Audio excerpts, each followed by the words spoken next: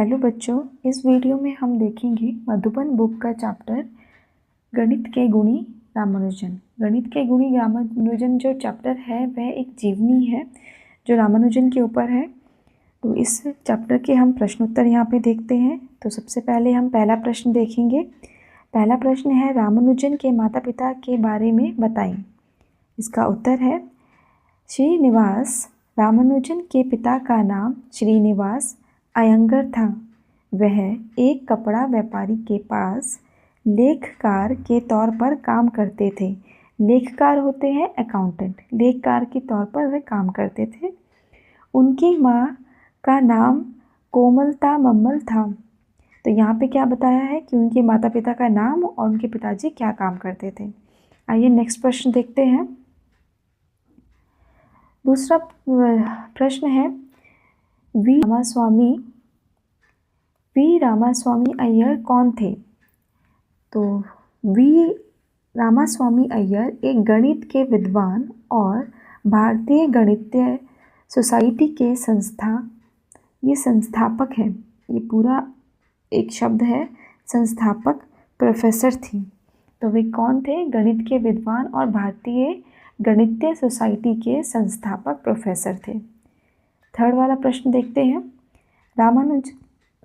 रामानुजन का पहला शोध पत्र किस नाम से और कब प्रकाशित हुआ। तो रामानुजन ने जो रिसर्च करी थी वो सबसे पहले किस नाम से और कब प्रकाशित हुई थी, कब पब्लिश हुई थी। तो इसका उत्तर है, रामानुजन का पहला शोध पत्र some properties of Bernoulli numbers नाम से 1911 में प्रकाशित हुआ था। तो उसका शोध का नाम क्या था? Some properties of Bernoulli number. और कब, कौन से ईयर में ये शोध प्रकाशित हुआ था? 1911 में। आई होप आपको समझ में आ रहा होगा। अब हम देखते हैं फोर्थ क्वेश्चन। फोर्थ क्वेश्चन क्या है? रामानुजन को BA की उपाधि क्यों प्रदान की गई। BA की उपाधि उन्हें क्यों दी गई थी। तो इसका उत्तर है, रामानुजन को उच्च मिश्र संख्याओं का शोध कार्य के लिए BA की उपाधि प्रदान की गई थी। उच्च मिश्र के संख्याओं का शोध जो उन्होंने किया था उस कार्य के लिए उन्हें BA की उपाधि दी गई थी। नेक्स्ट है फिफ्थ क्वेश्चन। फिफ्थ क्वेश्चन क्या है? 1920 में रामानुजन ने हार्डी को पत्र लिखकर क्या बताया। इसका उत्तर है, 1920 में रामानुजन ने हार्डी को पत्र लिखकर मॉक थीटा फंक्शन पर अपने कार्य के बारे में बताया। सिक्स्थ प्रश्न हम देखेंगे। स्कूली दिनों में जॉर्ज शुविज्कर के शोध प्रबंध को पढ़ने का रामानुजन पर क्या प्रभाव पड़ा। तो रामानुजन पर क्या प्रभाव पड़ा था उनका? जॉर्ज शुविज्कर के शोध प्रबंधन ने रामानुजन पर व्यापक प्रभाव डाला। उन्होंने उसमें दी गई सभी समस्याओं के हल ढूंढ निकाले और कई नए सूत्र भी खोजे। मतलब उनमें जो भी प्रॉब्लम्स थी उनको सॉल्व कर दिया और नए सूत्र भी ढूंढे, मतलब नए नए फॉर्मूले भी उन्होंने ढूंढे। सेवंथ क्वेश्चन है, रामानुजन कैसे विद्यार्थी थे। इसका उत्तर है, रामानुजन प्रतिभाशाली विद्यार्थी थे। आरंभिक, ये पूरा एक ही शब्द है, आरंभिक शिक्षा के दौरान उन्हें उनकी गणितीय प्रतिभा के लिए कई पुरस्कार मिले। AFA के विद्यार्थी के रूप में कुंभकोणम के राजकीय विद्या में छात्रवृत्ति भी जीती। वृत्ति का अर्थ होता है स्कॉलरशिप।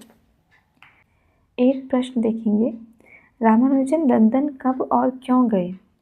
तो इसका उत्तर है, रामानुजन सन 1914 में विख्यात अंग्रेज गणितज्ञ G.H. हार्डी और उनके सहयोगी जॉन लिटिलवुड के बुलाने पर लंदन गए।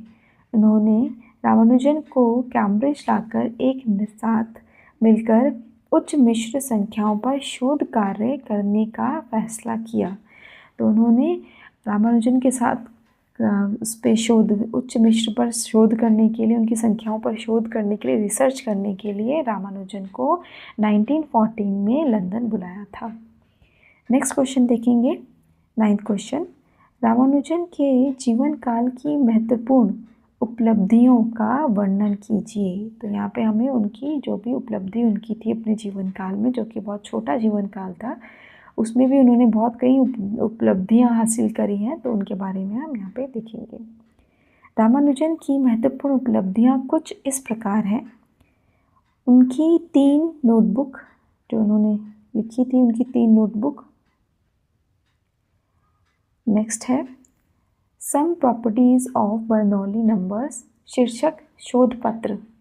तो जो हमने देखा था कि सम प्रॉपर्टीज़ ऑफ बर्नौली नंबर पे उन्होंने शोध किया था। उच्च मिश्र संख्याओं पर शोध कार्य, मॉक थीटा फंक्शन। अपने शोध कार्य के लिए उन्हें रॉयल सोसाइटी की फॉलोशिप दी गई। ये थे सारे प्रश्न और उत्तर। कोई वीडियो अच्छी लगी हो तो प्लीज़ मेरे चैनल को सब्सक्राइब करें और इस वीडियो को लाइक करें और ऐसे मेरे साथ बने रहिए। Thank you.